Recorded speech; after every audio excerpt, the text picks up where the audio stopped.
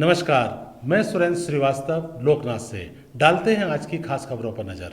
ग्वालियर की इंदरगंज थाना पुलिस ने एक युवती की शिकायत पर उसके तथाकथित प्रेमी पर देर रात दुष्कर्म का मामला दर्ज किया है।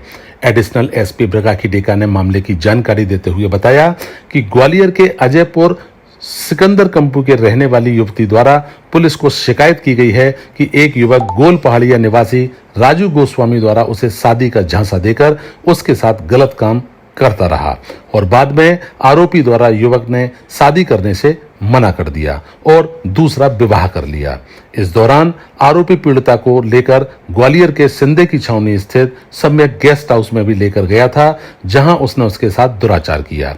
इस मामले में पीड़िता ने पूर्व में भी महिला थाने में शिकायत की थी, लेकिन आरोपी द्वारा शादी का झांसा देकर पीड़िता से शिकायत वापस करा ली थी और बाद में जब आरोपी ने दूसरी शादी कर ली तो फिर दोबारा इंदरगंज थाने पहुंचकर पुलिस अधिकारियों को मामले की जानकारी दी और पुलिस ने पीड़िता की शिकायत पर गोल पहाड़िया निवासी राजू गोस्वामी नाम के युवक पर दुष्कर्म का मामला दर्ज कर आरोपी की तलाश शुरू कर दी है। क्या घटना हुई आपके साथ में बताओ।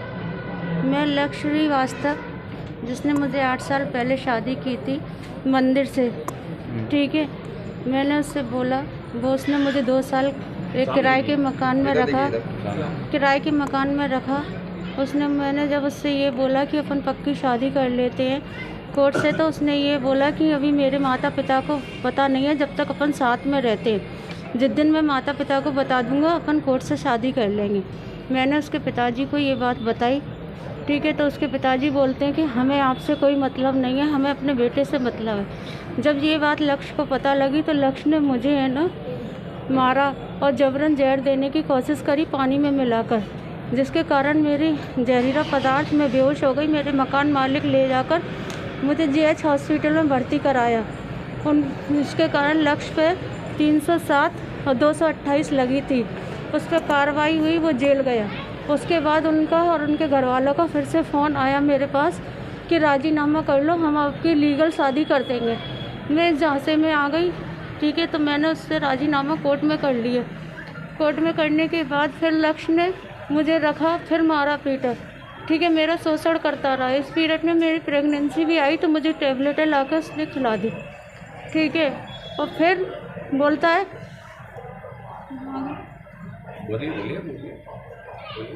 सोचने लगा कि ना मतलब तुम अपनी मम्मी के यहाँ छोड़े, आता हूँ तुमको, बाद में तुमको बुला लूँगा।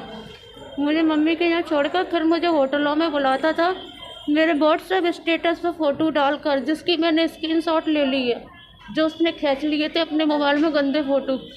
मुझे होटलों में बुलाता रहा, झांसा देता रहा कि अब की बार अपन साथ में रह लेंगे, जे वो।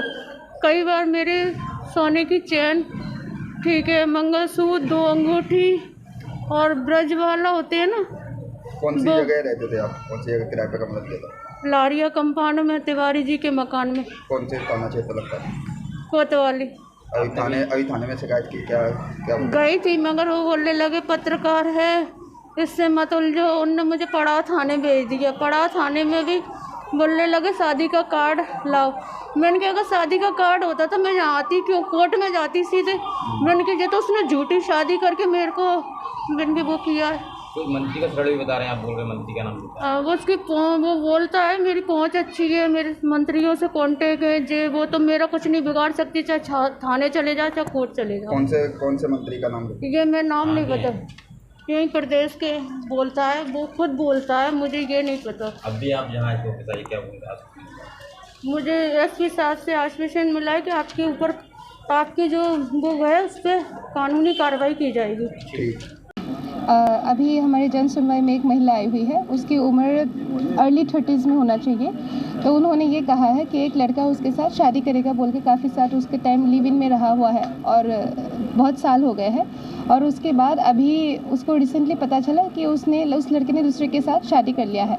तो उसने उस लड़की से पूछा कि अगर तुम पत्नी हो तो मैं कौन हूँ। तो फिर उनका ये कहना है कि उनके साथ बलात्कार हुआ है फिर, क्योंकि उन्होंने शादी करेंगे बोल के वो लड़की उसके साथ टाइम स्पेंड की है। तो अब शादी तो किया नहीं, तो उनका कहना है कि ये उन्होंने बलात्कार किया, तो हम इस पर जांच करेंगे।